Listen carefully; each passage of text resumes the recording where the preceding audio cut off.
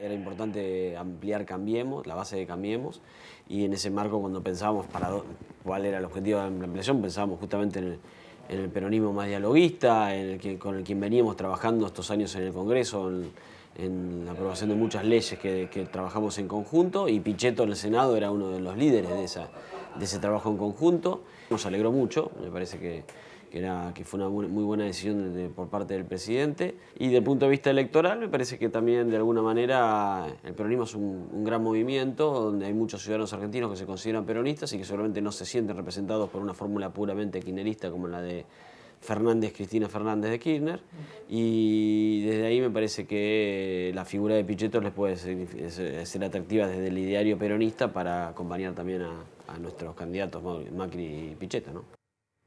Y lo escuchábamos al diputado Lipovetsky, que daba un panorama de consenso acerca de la figura de Pichetto en la fórmula con Mauricio Macri. Tanto de puertas para adentro como de puertas para afuera, el espacio del gobierno nacional un poco se fue encolumnando en esta fórmula, siendo que venían de mucho tiempo y de muchos días en el que de puertas para adentro había algunas incomodidades con el radicalismo, algunas cuestiones en las que no se ponían de acuerdo. Bueno, ahora todos parecen, tanto el radicalismo como los propios del PRO, que no simpatizaban mucho con Pichetto, decir al menos públicamente que están conformes con la fórmula. Vamos a analizar todo eso. Para eso vamos a saludar primero a nuestros compañeros. Nicolás Luca, buenas noches. Diana. Laura García, ¿cómo estás?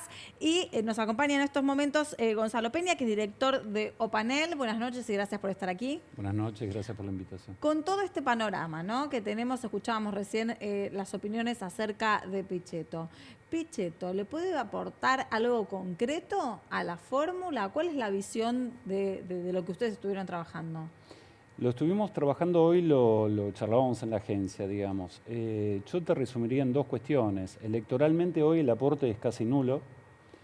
De hecho, digamos, cuando medíamos intención de voto a Pichetto dentro del espacio de Alternativa Federal era un candidato que medía 1 o 2 puntos, digamos, o sea que electoralmente no. Sí es cierto que es un candidato que de algún modo, digamos, si pensamos en el famoso círculo rojo, sí ahí generó un impacto muy positivo, ¿no? O sea, el crecimiento, digamos, del valor de las acciones en el día de hoy, el descenso del dólar, bueno, hoy, digamos, también la salida en vaca muerta por el tema de Neuquén, es decir, es indudablemente, digamos, una maniobra de riesgo, pero también, como de algún modo nosotros vemos en las encuestas, hoy en día todavía, digamos, hay un segmento muy importante, especialmente dentro del voto Cambiemos, que no termina de entender bien la jugada. Ese sería, digamos, hoy el desafío, ¿no? ¿Y hay una intención de voto, al menos, para la fórmula, sea quien sea el que acompaña a Macri? Sí, a ver, hoy lo tenemos en, digamos, obviamente que hoy estamos midiendo las PASO y después el balotaje, ¿no? Igual entre las PASO y el balotaje va a haber una eternidad, digamos, claro, ¿no?, de eventos. Hay que construir el candidato. Indudablemente, sí. Por eso, digamos, esta es una elección, nosotros porque lo vivimos a diario y en gran medida también lo padecemos, pero la verdad que si uno toma distancia y trata de ver un poco el escenario, es una elección histórica, en serio. Es una elección, digamos, obviamente por los ingredientes, ¿no? Digamos, porque tenemos la posibilidad de una expresidenta con 2 mandatos cumplidos, además mujer, digamos, que pueda volver a la presidencia, cuestión inédita.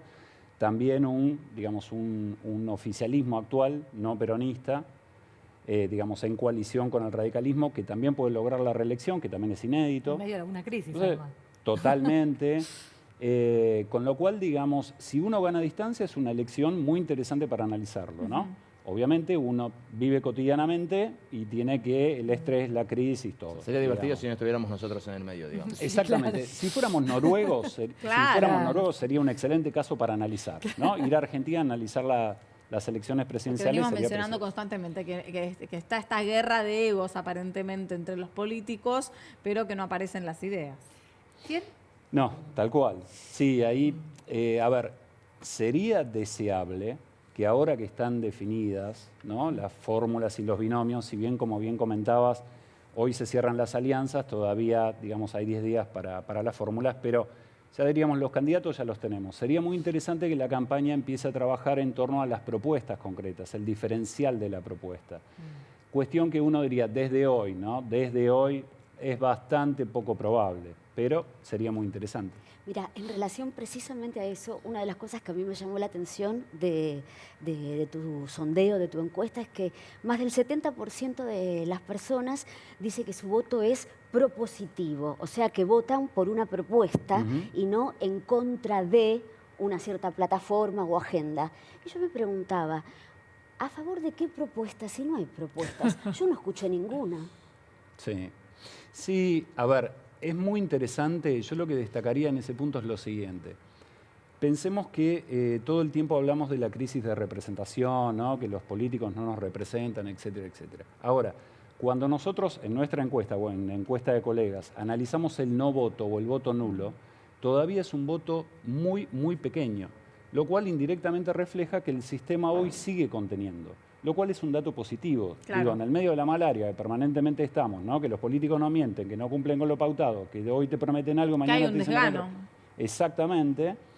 Que todavía hoy vos tengas digamos, un voto negativo residual, como decimos, digamos, en encuestas, o sea, muy pequeño, es un dato positivo como para destacar.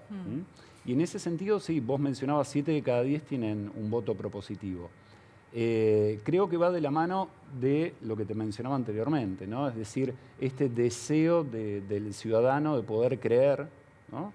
Y de poder tener un candidato que finalmente te cumpla lo que te promete, cuestión que, insisto, hoy parece muy lejana, ¿no? ¿Y tiene posibilidades entonces de crecer en la tercera vía, lo que quedó, Labaña-Ortubey, teniendo en cuenta esto que sale en tu encuesta? La ancha avenida del medio, Sí, como claro, se llamaba. porque si hay gente que no quiere votar en contra, Sí. ¿no? Por la grieta, a lo mejor entonces tendrá espacio, hay tiempo. O es un pasaje del medio. Claro. Mira, bien, bueno. Básicamente, nosotros recordemos lo siguiente. Primera vuelta del año 2015, ¿sí?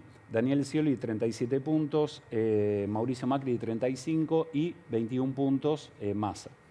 Es decir, que la ancha avenida del medio es un espacio que más o menos debería estar en los 20 puntos. Hoy están esos 20 puntos si uno considera a Labaña con Urtubey, que hoy lo tenemos en 7, 8 puntos sumado, todavía no lo medimos sumado, pero Espert, más la Izquierda Unida, digamos. Todo eso te podría hoy sumar 20 puntos. Lo que sucede es que, a diferencia del 2015, esos 20 puntos no van para un solo espacio, un solo candidato, ¿no? Claro. Que después de la primera vuelta trate de negociar o trate de, digamos, tratar de, digamos, formar algún tipo de acuerdo con las dos fuerzas que van a balotaje, sino que en realidad hoy está desgranado. Entonces, paradójicamente, la estrategia de polarización del gobierno rindió sus frutos. Hoy el escenario está polarizado. Hoy básicamente hablamos de dos candidatos. Digamos, hoy nosotros nuevamente lo medimos. Nosotros vemos un descenso en la intención de voto a Labaña. Ni siquiera una consolidación. Claro. Entonces tenés un tercer espacio que se va diluyendo. De hecho, disculpa, cayó del 13 al 6 Labaña. Exactamente. Impresionante. Exactamente. Ahora, cae Labaña y suben las dos fórmulas polarizadas. Exacto. Exacto. Te hago una consulta. Cuando uno piensa en la elección de un vicepresidente, yo hoy pensaba si es lo mismo estando en la oposición intentando ser presidente que buscando la reelección del oficialismo. Y imagino, pensando en las que fueron las elecciones de los últimos, no sé, 30 años, puse hoy, cuando estábamos charlando fuera, antes del programa, puse el ejemplo de Menem. Menem 89, Menem 95. En el 89 busca sumar, porque él venía de la oposición y necesitaba sumar, y busca a Duhalde, con Urbano. En el 95 él estaba tranquilo, buscaba dar otra imagen, lo suma Rucauf. ¿Es lo mismo cuando sos oficialismo pensar en que necesitas sumar votos frente a necesito captar los que se me fueron y que vuelvan? Yo te diría, digamos, no, en principio no es lo mismo. A ver, cuando nosotros medíamos previo al anuncio de Pichetto quién sería el mejor candidato a vice de Macri, te aparecían dos figuras básicamente, que era por un lado María Eugenia Vidal, que sigue siendo la dirigente política con mayor imagen positiva de este país. Pero era abandonar la provincia. Claro, exactamente. Pero, digamos, cuando vos le preguntabas a la gente quién debería acompañar al presidente, María Eugenia Vidal. En segundo lugar, Martín Lustó. Claro.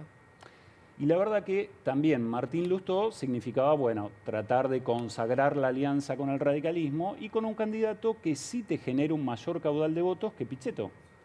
Claro. Digamos, eso... No, Pero es más digamos, inestable que Pichetto. Sí. Y además no quiso. políticamente Sí, hablando. No, Sí, es que políticamente sí. es interesante lo que menciona Nicolás, porque Pichetto ha demostrado en su trayectoria ser un hombre orgánico, ¿no? Ir, en cuanto a su jefe político del momento, Sí. indicaba. Ujú. Sí, incluso ha sido más, más verticalista desde la oposición que la propia herencia de gobierno. Claro. Sí, la cuestión es cómo, nuevamente, digamos, es un excelente candidato como para nosotros, digamos, para los que estamos en política o medimos la política, etcétera. Para el círculo rojo. Para el claro, círculo como- rojo, sí, sí, sí. para resumirlo. Para ellos. Ahora, para el electorado, nuevamente, las primeras sensaciones que generó el anuncio, nosotros ayer preguntamos cuál fue la primera sensación que te generó este anuncio, ¿no? Y la verdad que lo primero es preocupación y desconcierto. ¿Por qué? Porque hoy Pichetto, digamos, es obviamente un hombre de la política con muchísima experiencia, pero sigue teniendo un 20% de desconocimiento del público en Claro, general. claro. Y si preguntás Sí. mañana, después de haberlo escuchado Sí. hablar 2 días seguidos, Indudablemente que Pero la desciende. gente vota vicepresidente cuando mete la boleta. Se fija, en el caso de Cristina seguro, porque es Cristina, es un caso insólito. Ujú. Pero digo, en la mayoría de los casos, digo, la gente vota al candidato. En la historia electoral Sí. argentina, cuando vos hablas de vicepresidentes, es más para problema que para Claro, virtud, por digamos. eso. ¿Y Vidal? ¿Cómo está? Pierde hoy, ¿no? Así como están las cosas. No, a ver, Vidal, como mencionaba, digamos, en términos de imagen, sigue siendo la número 1 a nivel país. Y en términos de intención de voto en la provincia de Buenos Aires, la verdad que nosotros no tenemos ahora resultados de esta semana, pero sí sigue siendo muy competitiva con Axel Kicillof y Magaria, ¿no? Gracias, Gonzalo, por estar aquí en Hoy Nos Toca la Noche. Nosotros vamos a ir a un corto y enseguida regresamos. Vamos a seguir analizando todo el panorama político de la Argentina.